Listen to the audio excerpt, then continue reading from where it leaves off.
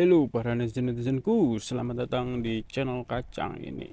Oke, jadi hari ini kita bakalan nge-review full dari awal sampai akhir, atau tepatnya sih yang nge-review ya. Apa aja sih part-part yang terpasang di Sonic 150 tahun 2015. Jadi ini adalah generasi pertama dari Sonic. Walaupun Sonic tidak pernah diperbaiki atau dibangun baru, tapi ada beberapa part-part yang diubah oleh Honda karena ada banyak masalah ya untuk Sonic tahun 2015 ini yang pertama kali keluar. Cuman yang kita bahas itu adalah bukan bagian situnya.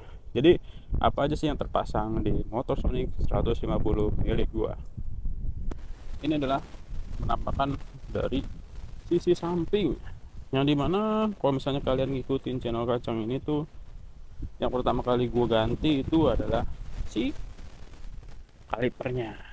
Ya, jadi di sini gue menggunakan kaliper Brembo 4 piston, tapi ini yang bukan monoblok ya, yang biasa aja. Dimana bracketnya ini gue custom di Mas Koshim. Dimana ini adalah bengkel bubut dekat rumah gue, daerah Teluk Naga. Itu adalah bengkel bubut rumahan, tapi kualitasnya oke punya. Tapi materialnya dia tidak memiliki stok material, melainkan gue harus beli sendiri untuk materialnya. Dan ini gue menggunakan aluminium tipe 7 atau seri 7 ya guys ya. Terus di sini gue menggunakan disc brake merek FM Racing. Nah, kenapa gue pakai FM Racing? Karena ya untuk disc brake yang seperti ini, atau apa ya, semi semi semi ini nih, semi semi yang goyang-goyang ini nih, apa ya namanya, lupa gue. Kenapa gue pakai yang ini? Karena di sini velgnya udah gue ganti pakai punyanya si CBR Old. Sedangkan CBR Old itu substitusi piringan cakramnya susah banget nyarinya. Kalau mau ngebubut, dibubut terus dibikin cor-coran lagi daging baru untuk menggunakan disc brake yang beda, atau menggunakan punya Supra, Yamaha. Biasanya sih pakainya yang Yamaha untuk ganti disc brake ini. Cuman karena gue males, gue pengen menahankan originalitasan dari si velg ini, karena velg ini memiliki ciri khas di mana tengahnya bolong, disc brake-nya gede, tapi nggak terlalu gede kayak Satria FU ya. Karena kalau misalnya Satria FU atau velg atau disc brake ori-nya si Sonic tuh gede banget, kurang oke, sama susah lah pokoknya, ke terlalu keluar. Kalau pakai 4 piston tuh mentok di sini biasanya. Nah, jadi yang ada di sini gue pakai FM Racing yang buat CBR Old yang warnanya gold. Kenapa gue pakai gold? Karena buat mempermanis bagian depan. Kalau misalnya pakai warna yang gunmetal juga nanti ketutupan sama si shockbreakernya. Terus di sini gue velgnya pakai CBR Old yang tadi udah gue sebutin. Velgnya ini udah gue repaint jadi warna birunya si TE37 yang mobil itu, velg mobil. Nah, gue terinspirasi dari situ warna birunya. Terus di sini part yang spakbor belakangnya nih gue ganti pakai karbon, atau bukan ganti sih, tepatnya dilapisin sama karbon Kevlar. Bukan Kevlar juga sih, lapis karbon lah ya. Gue takutnya kalau nyebut Kevlar tuh takut disalahin sama anak-anak. Jadi ini menggunakan lapis karbon. Depannya juga gue repaint pakai warna putih ya, karena nyesuaiin STNK. Tapi ini tuh putihnya warnanya tuh putih lembayung biru ya, cuman nggak terlalu kelihatan kalau di warna karena gue pakainya lembayung yang birunya yang agak tipis, nggak terlalu pekat warna birunya. Jadi kalau misalnya kena matahari, sinar matahari yang tinggi aja gitu, baru kelihatan biru birunya. Terus di sini juga gue repaint juga si tabung shock depannya. Ini aslinya kalau Honda tuh punyanya Showa ya, jadi gue repaint pakai warna gunmetal.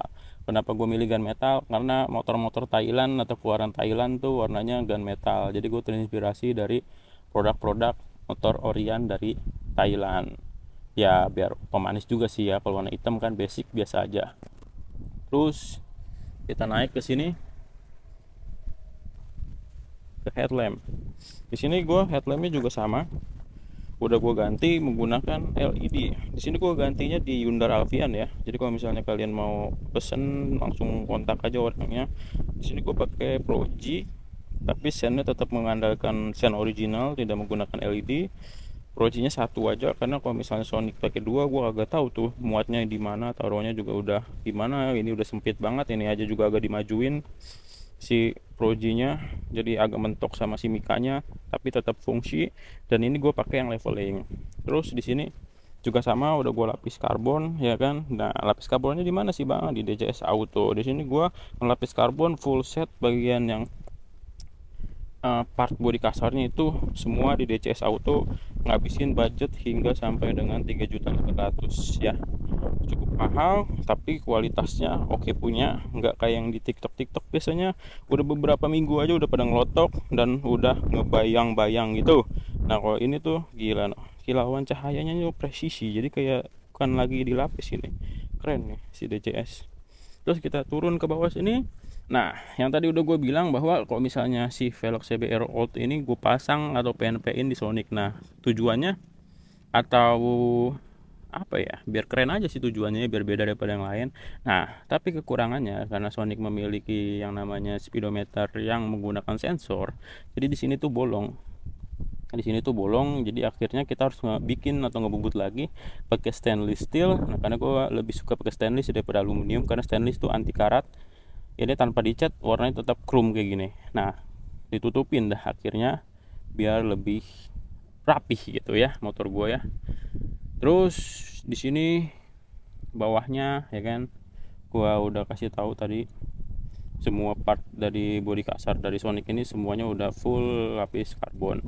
Terus ini knalpotnya juga udah ganti, nanti kita bahas di bagian sisi sebelah kirinya knalpotnya menggunakan apa. Terus di sini juga Sonic kita udah mengganti yang namanya underbone. Nah, underbone ini yang gua pakai tuh nggak tahu mereknya apa ya. Waktu itu gua beli Shopee 250.000 di tahun 2018. Dan ini masih fungsi, masih kuat dan masih bagus.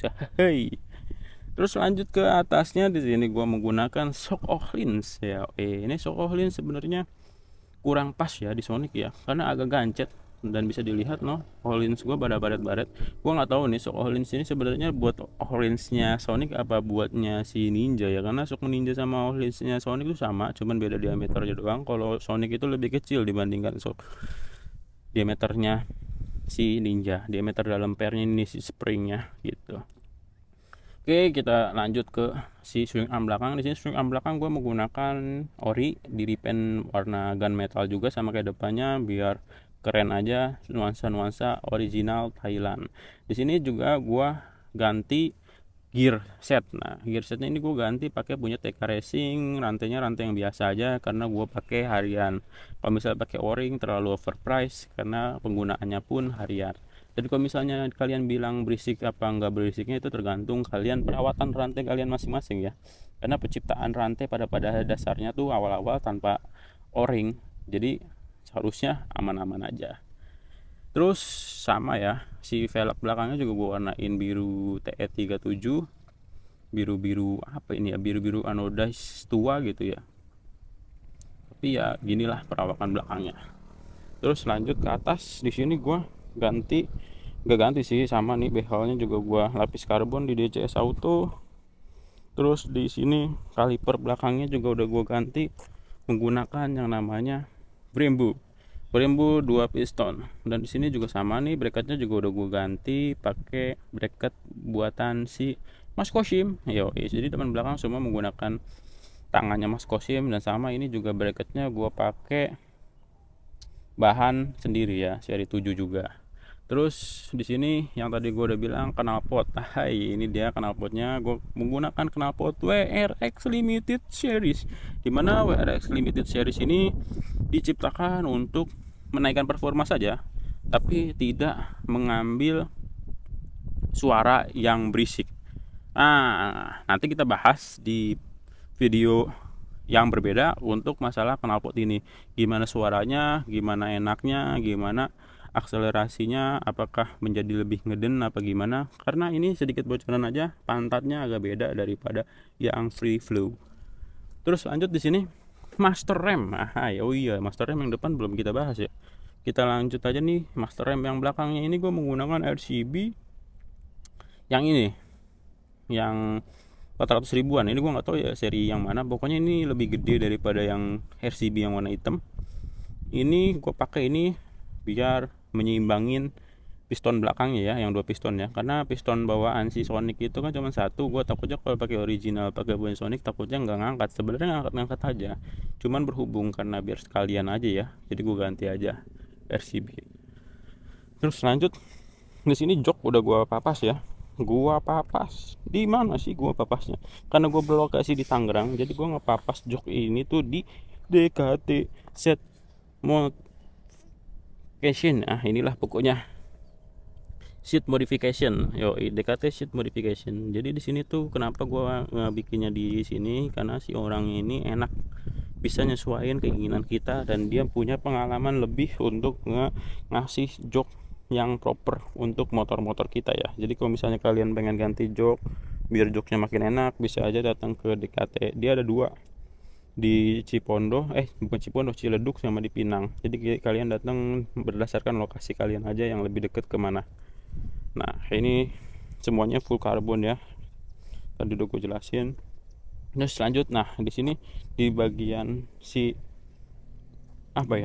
ruang mesin, bukan ruang mesin sih, tempat nyetir atau dashboard ya, dashboard dari motor ini gue menggunakan master rem depan itu menggunakan Nissin yang radial apa aksial ya, pokoknya yang kayak begini nih, gue lupa lagi aksial apa radial ya, bentar.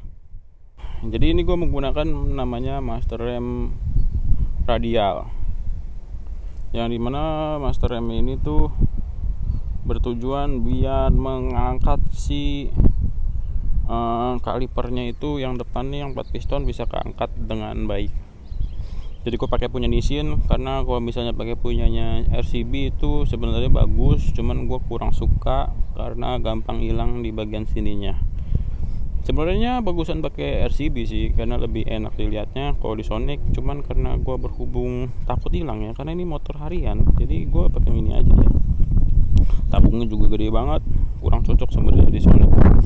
Terus di sini gue pakai yang namanya yang holder HP. Tujuannya sih buat gaya-gayaan doang ya, biar kayak anak muda zaman sekarang. Pakai GBU P30. Ini tuh oke banget, kenceng banget, nggak goyang sama sekali. Ini bagus sih, ini recommended, harga cuma 100 ribuan. Sama si bracketnya ini nih, yang mereknya motoan itu bracketnya nih, moto apa gue lupa, tapi gue cara pemasangannya itu dibalik ya. Gue masangnya itu dibalik nih, nah dibalik kayak gini. Tujuannya biar apa sih, kenapa nggak kayak orang-orang ke atas ya, karena kondisi duduk dari si Sonic ini ya gini, ini aja udah dibalik kayak gini masih ketinggian nih. Kalau misalnya gak dibalik dia bisa nyampe segini. Nah itu lu mau nyetir motor tapi HP-nya di sini, jadi mengundang penjambretan motor gitu kan. Gunanya ini kan biar anti maling kan ya HP-nya ya. Cuman tetap aja kalau misalnya naruhnya ketinggian ya enak banget comotnya, terus kita malah jatuh, HP kita keambil gitu. Amit-amit sih ya. Jadi gue masangnya dibalik biar lebih enak. Terus kenapa gue ngambilnya yang ini, karena kalau misalnya pakai yang lurus pasti mentok nih di stang. Gue ngambilnya yang lurus, ini gue ngambilnya agak bengkok nih, yang agak mahal dikit, jadi pas gitu. Ini ada stiker-stiker pemanis ya, yoi, race track only, use only. Ini tuh sebenarnya nggak dipakai buat race juga sih, cuman gaya-gayaan aja biar keren ya kan. Terus di sini juga pakai kaca spionnya, pakai punya Rizoma KW, bisa dibeli di marketplace, harganya 100 ribuan gitu guys. Nah gitu ya video kali ini, sampai jumpa di next episode. Kita mau ngebahas knalpotnya nanti di next episode ya, tentang WRX limited series ini ya, apakah enak dipakai harian atau tidak.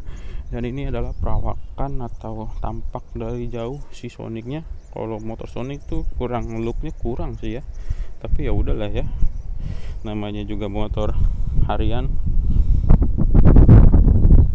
Mungkin ada yang suka, ada yang enggak. Kalau gue sih kurang suka ya, gue lebih suka ke FU yang CBU yang Thailand tuh, yang era pertama, motor terkencang pada masanya, dan mungkin masih yang terkencang di sekarang ya. Dan ini tampak dari samping, tampak jauhnya.